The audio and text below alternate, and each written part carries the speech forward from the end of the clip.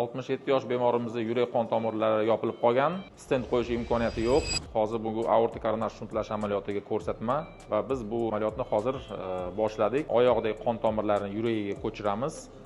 Bugungi operatsiyaning qiziq tarafi oyoqdagi kichik kesma orqali, minimal invaziv deymiz, kichik kesish orqali tomirlarni olib va oyoqda katta kesish bo'lmaydi va shu tomirlarni biz yurakka bugun ko'chiramiz. Ahamiyatga ega shuki, bunaqa qon tomirlar bilan agar operatsiya bo'lmasa, bu bemorlar 2-3 yildan ortiq yashamaydi. Hayotini saqlab qolish, hayotini cho'zib berish va hayotini sifatli qilish, ya'ni dori-darmonga bog'lab qolmagan holda sifatli qilishning yagona yo'li aortik koronar shuntlash, ya'ni yangi tomirlarni yurakka ko'chirish operatsiyasi.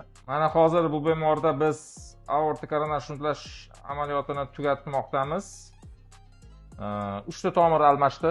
Hozir mana 3-tomirni oxiriga anastamoziyamiz, ulash jarayoni ketyapti. Xudo xohlasa, bemor bizga kelgan shikoyatlaridan va buni qiynab hayotini xavf ostiga qo'ygan simptomlaridan ozod bo'lish kerak. Agar sizda mana yurak ishemik kasalligi belgilari bor bo'lsa va koronarografiyada o'tgan bo'lib, sizda amaliyotlarga ko'rsatma bo'ladigan bo'lsa, bizga bemalol murojaat qilishingiz mumkin. Biz sizga bu operatsiyani ishlab turgan holatda minimal invaziv kichik kesmalar orqali ham bajarib berishga imkoniyatlarimiz o'zi mavjud. Bemalol bizning jamoamizga murojaat qilishingiz mumkin.